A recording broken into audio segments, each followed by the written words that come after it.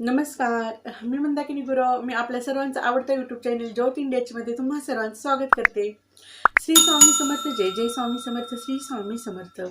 अवधूत चिंतन श्री गुरुदेव दत्त, श्री गुरुदेव दत्तात्रेयांचं आणि श्री समर्थ माईमाऊलींचं स्मरण करून आजच्या या व्हिडिओला सुरुवात करते. आजचा जो हा व्हिडिओ आहे, या व्हिडिओमध्ये मी कोणत्या विषयावर बोलणार आहे हे तर तुम्हाला टायटलवरून समजलंच असेल. बघा, आपल्या प्रत्येकालाच आपलं घर म्हणजे आपलं आश्रयस्थान असतं. या जगामध्ये राहत असताना कोणत्याही व्यक्तीला आपलं घर हे खूप प्रिय आहे. वास्तुशास्त्रामध्ये आपल्या घराला खूप असं अनन्यसाधारण महत्व आहे. वास्तुशास्त्राप्रमाणे आपण कितीही छान घर बांधलं आणि कितीही सुंदर घर बांधलं, पण त्या घरातील वस्तू ज्या आपण ठेवलेल्या आहेत ना, त्या जर ठेवलेल्या वस्तू योग्य ठिकाणी नसतील तर त्याचा जो नकारात्मक प्रभाव आहे ना, खूप मोठ्या प्रमाणावर आपल्या आयुष्यावर घडत असतो. म्हणून प्रत्येकानं आपल्या घरामध्ये ज्या काही वस्तू आपण ठेवतो ना, त्या योग्य ठिकाणी ठेवलेत का, आपण त्या वास्तुशास्त्रानुसार ठेवलेत का, हेही बघणं खूप गरजेचं आहे. जर का आपल्या घरातील आपलं घड्याळ आणि कॅलेंडर योग्य ठिकाणी नसेल ना, तर त्याचा खूप असा नकारात्मक प्रभाव आपल्या आयुष्यावर आपल्याला पाहायला मिळतो. ही जी मी गोष्ट तुम्हाला सांगते ना, ही काही तुम्हाला मी मनाची सांगत नाही, पण आजकाल विज्ञानानं पण हे मान्य केलेलं आहे. आपण ज्या काही आपल्या घरामध्ये वस्तू ठेवतो,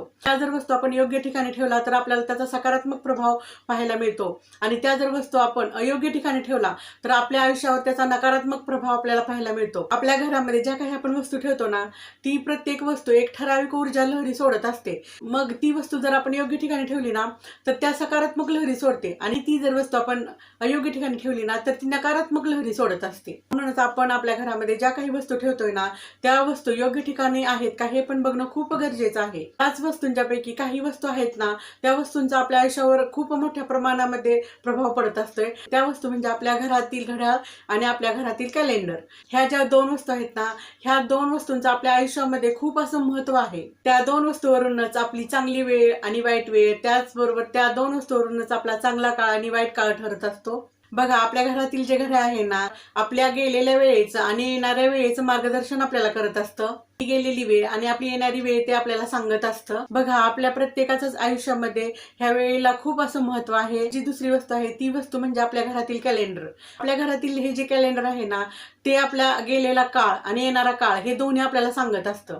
म्हणून आपल्या घरामधील ज्या या दोन वस्तू आहेत ना, त्या या दोन वस्तू आपण वास्तुशास्त्राप्रमाणे ठेवलेत का, किंवा वास्तुशास्त्राप्रमाणे त्यांची योग्य दिशा आहे का, हे पण आपण बघितलं पाहिजे. असं योग्य ठिकाणी जर का आपण घड्याळ आणि कॅलेंडर आपलं लावलं ना, योग्य दिशेला जर लावलं ना, तर आपल्या आयुष्यामध्ये जे भरभराटी आणि प्रगती आहे ना, ती खूप लवकर होत असते. आपल्या वास्तुशास्त्राप्रमाणे घड्याळ आणि कॅलेंडरची जी दिशा आहे ना, उत्तर पूर्व कोपऱ्यामध्ये आहे. काही कारणास्तव आपल्याला उत्तर पूर्व कोपऱ्यामध्ये घड्याळ आणि कॅलेंडर लावणं शक्य नसेल तर आपण काय करायचं आहे, आपलं जे घड्याळ आणि कॅलेंडर आहे ना, ते पूर्व दिशेस लावावं. किंवा काही कारणास्तव पूर्व दिशेशी ते लावणं आपल्याला शक्य नसेल ना, तर ते घड्याळ आणि कॅलेंडर आहे ना, ते आपण उत्तर दिशेस लावावं. आपल्या घरातील घड्याळ आणि कॅलेंडर चुकूनही दक्षिण दिशेस लावू नये, कारण ती दक्षिण दिशा ही यमाची दिशा मानण्यात आलेली आहे. त्याचबरोबर त्या दक्षिण दिशेला मृत्यूची दिशाही समजलं जातं. त्यामुळे चुकूनही आपण आपल्या घरातील कॅलेंडर आणि आपल्या घरातील जे घड्याळ आहे ना, चुकूनही दक्षिण दिशेस लावू नये. वास्तुशास्त्राप्रमाणे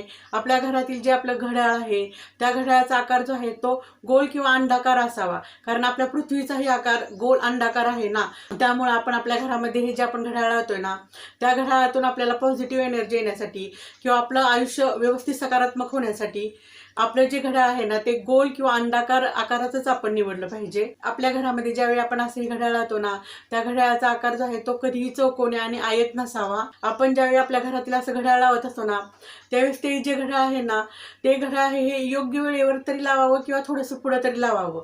कधीही पाठीमागं घड्याळ लावू नये. काहींच्या घरामध्ये कसं होत असते बघा, आपली कामं पटापट उरकत नाहीत ना, म्हणून आपण काय करतो, वेळेवर पोहोचावं म्हणून थोडंसं पाठीमागं लावतो, म्हणजे आपण लवकरच घरातून बाहेर पडावं म्हणून. पण तसं कधीही करायचं नाही. आपल्या घड्याळातील जी वेळ आहे ना, ती योग्य वेळेवर लावावी किंवा थोडंसं पुढं लावावं. आपल्या घरातील घड्याळ जर सतत बंद पडत असेल ना, तर ते लगेच बदलावं, कारण आपल्या घरामध्ये सतत असं घड्याळ बंद पडलं ना, तर ते अशुभतेचं लक्षण मानलं जातं. त्यामुळे आपली प्रगती थांबत असते. म्हणून आपल्या घरामध्ये जर का घड्याळ असेल आणि ते जर का सतत बंद पडत असेल तर ते लगेचच बदलून घ्यावं. त्यामुळे काय होत असते, प्रत्येक कामामध्ये आपल्याला अपयश येत असतं. त्याचबरोबर आपण आपल्या घरामध्ये जे कॅलेंडर ही लावतोय ना, त्याही कॅलेंडरची योग्य दिशा असली पाहिजे. एकतर पूर्व उत्तर दिशा किंवा एकतर पूर्व दिशा किंवा एकतर उत्तर दिशा. तर चुकीच्या ठिकाणी आपण आपण कॅलेंडर लावलं ना बाबा दक्षिण दिशेला किंवा इतर कोणत्या दिशेला, तर काय होत असते, आपल्या घरातील जे लोक आहेत ना त्या लोकांच्या मध्ये काय होत असते, आळशीपणा येत असतोय. कोणतीही कामं पटापट होत नाहीत, प्रत्येक कामात विलंब होत असतो.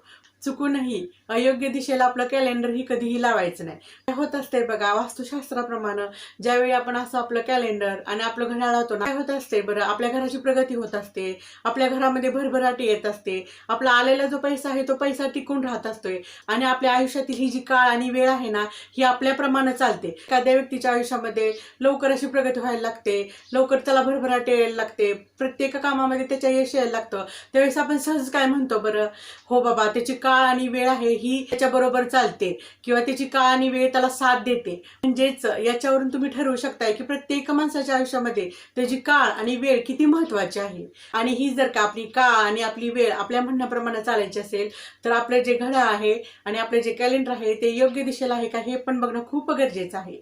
कारण उत्तर पूर्व कोपरा जो आहे ना तो उत्तर पूर्व कोपरा वास्तुदेवतेचा आहे, त्याचबरोबर कुबेर देवतेचा कोपरा म्हणून त्याला मान्यता आहे. बरोबर ही जी उत्तर दिशा आहे ना ही उत्तर दिशा लक्ष्मीनारायणांची दिशा म्हणून ह्या दिशेला मान्यता आहे. त्याचबरोबर ही जी पूर्व दिशा आहे ना या पूर्व दिशेला उदयाची दिशा म्हणून त्या दिशेला मान्यता आहे, भरभराटीची दिशा म्हणून त्या दिशेला मान्यता आहे, विकासाची दिशा म्हणून त्या दिशेला मान्यता आहे. म्हणून वास्तुशास्त्रामध्ये या पूर्व दिशेला, उत्तर दिशेला आणि पूर्वोत्तर कोपऱ्याला खूप असं महत्व आहे. म्हणून हा व्हिडिओ बघणाऱ्या प्रत्येकाला मी सांगेन की आजच तुम्ही आपल्या घरातील कॅलेंडर आणि घड्याळ योग्य दिशेला आहे का ते आजच पडताळून पहा. आणि योग्य दिशेला असेल तर खूप छान आहे, किंवा काही कारणास्तव तुम्ही योग्य दिशेला लावलं नसेल तर ते आजच योग्य दिशेला लावून घ्या आणि आपल्या आयुष्यामध्ये होणारे सकारात्मक बदल बघा. हा व्हिडिओ पाहणाऱ्या प्रत्येकाचाच या गोष्टीवर विश्वास असेल किंवा नसेल मला माहित नाही, पण कसं होत असते बघा, ज्यावेळी आपल्याकडे पैसा असतो, ज्यावेळी आपल्याकडे सुख समृद्धी असते त्यावेळी आपण अशा ह्या गोष्टी मानत नाही. पण ज्यावेळी आपल्या आयुष्यामध्ये अशा नकारात्मक घटना घडायला लागते किंवा चुकीच्या घटना घडायला लागते किंवा आपली अधोगती व्हायला लागते किंवा आपल्याला कित्येक गोष्टींचा त्रास व्हायला लागतो, त्यावेळी काय होतं, आपण अशा गोष्टींच्यावर विश्वास ठेवतो आणि ह्या गोष्टी मानायला लागतो. म्हणून मी इथं सांगू इच्छिते त्या गोष्टीपर्यंत आपल्याला जायचंच नाही. आपल्याला आपल्या आयुष्यामध्ये नकारात्मक गोष्टींना सामोरं जायचंच नाही. त्याच्या अगोदरच आपल्या घरामध्ये आपल्याला असे जे ठराविक बदल आहेत ना ते ठराविक बदल करून घ्यायचे आहेत. कारण हे जे बदल आहेत ना हे बदल पूर्वीपासून आपल्या वास्तुशास्त्राप्रमाणे चालत आलेले आहेत आणि त्याचा खूप जणांनी अनुभव घेतलेला आहे. म्हणून मी इथं तुम्हाला सांगू इच्छिते, आपल्या घरातील जे कॅलेंडर आणि घड्याळ आहे ना ते योग्य दिशेला आहे का बघा. नसेल तर ते आजच लावून घ्या, त्या आयुष्यामध्ये त्याचा सकारात्मक बदल करून घ्या. हा जो माझा व्हिडिओ आहे त्या व्हिडिओला लाईक करा, शेअर करा, त्याचबरोबर चॅनेलला सबस्क्राईब करा. खालचं जे बेल आयकॉनचं बटन आहे ते बेल आयकॉनचं बटन दाबा, जेणेकरून माझे पुढचे येणारे व्हिडिओ तुम्हाला बघायला मिळतील. मग भेटूया येणाऱ्या व्हिडिओमध्ये. श्री स्वामी समर्थ. जय जय स्वामी समर्थ. श्री स्वामी समर्थ.